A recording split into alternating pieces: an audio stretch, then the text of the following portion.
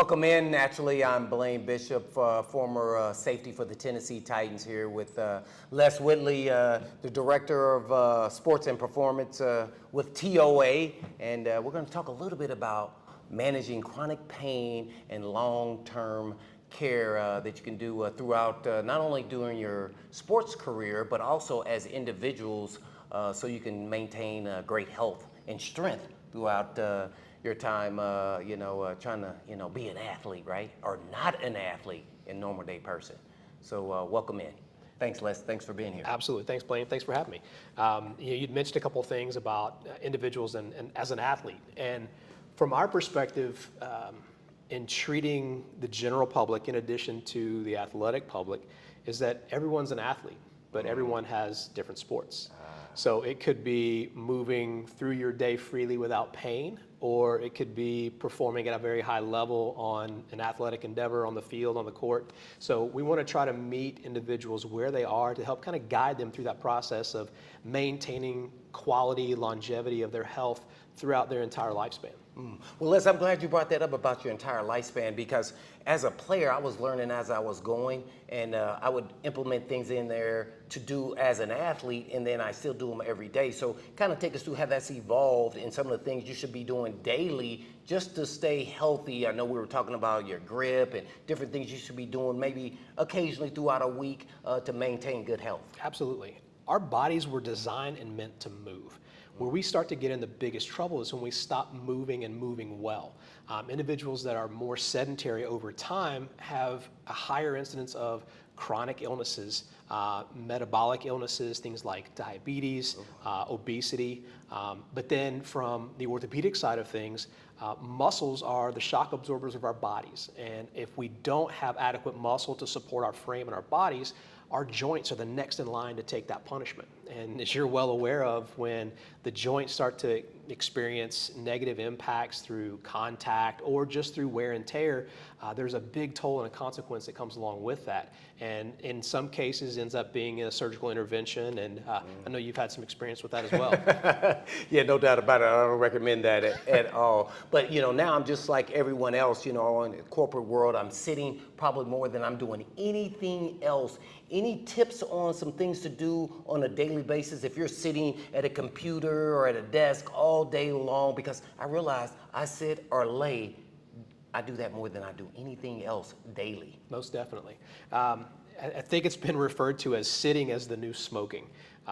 We spend so much time in fixed postures and sitting postures, whether we're at our desk or driving behind the wheel. Anytime you're maintaining a static position for an extended period of time, it's not great for the body. Muscles start to stiffen up and tighten up, and blood flow's not great. So whenever we can, we want to try to move. So we call them little energy breaks throughout the day, just getting up from that sedentary position, moving around, hydrate, water, substances in our body that's probably the most predominant, that if we don't hydrate well, our body will suffer ill effects from that. But taking water breaks, bathroom breaks, just little stretch breaks. And there's a series of different interventional stretches that can help as well. Going from a seated position to a standing position has an impact on the body, on the joints, on the muscles, on the cardiovascular system. How we sit, one simple thing that in speaking engagements that I've done before is have individuals have poor posture. They'll slump forward with their keyboard. When you're stressed, if you're behind the wheel in traffic, especially in Nashville lately, we get really tense and tight, and it restricts our breathing. So by simply improving our posture, moving our body back into a better alignment, we open up the body's ability to take in more oxygen for every breath that we take. So you think about running down kickoff return or an interception to run back to the end zone. These guys go off the sidelines in football, and the first thing, especially early on in the season, they're all fighting for the oxygen mask. They're trying to get as much oxygen back to their body. So by nature of improving your posture and just sitting, we can take in more oxygen for every breath. You're going to have an immediate impact. Think about oxygen. If we don't have oxygen, what happens to our body? Can't breathe. Well, eventually the tissues begin to deteriorate. We die. So we need oxygen. Oxygen is important. So if by improving our posture, one simple thing, we can improve the amount of oxygen that we're taking in for every breath, We're going to have better energy, our cognitive thinking, our ability to make great decisions will improve, and it's going to contribute to our overall health. We're getting good quality nutrients to our tissues to sustain and help that overall long, improved quality of life. That's awesome there. I'm gonna give you an example for me real quick just to see if I'm doing things right. Sure. When I'm up there on the computer doing all my work. I found myself always leaning and hunching my neck. So then I lowered my seat so I kind of sit at the same level to force me to actually type where I would then my posture would stay up. Am I doing that right, or some other things I need to be doing as well? Yeah, so anytime we can make good contact from the ground with both of our feet and maintaining good spinal alignment for our hips, our shoulders, and our head, we're in a much better position. Anytime our head starts to drift forward, Yes, imagine your that's head what like I'm a doing. bowling ball, right? And if I were to ask someone to pick up a bowling ball from this position, unless you have just massive hands, it's gonna be really difficult. But I can take any average individual and take that bowling ball, put it back in top, they're able to balance it pretty easily with minimal stress. So that's like your head. When your head goes forward, you're exerting a lot of stress on the cervical spine, the muscles that keep your neck in line there.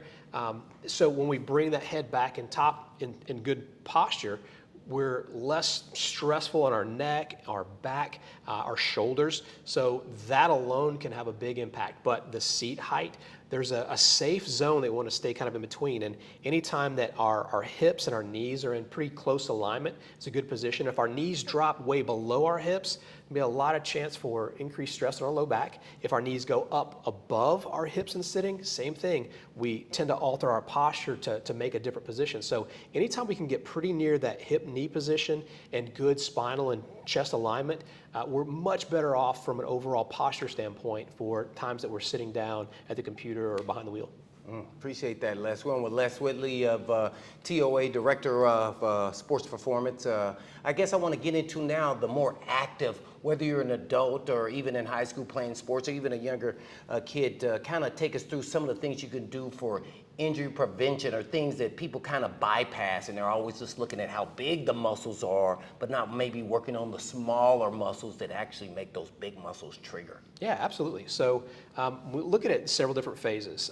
First is movement. We want to be able to move and move well.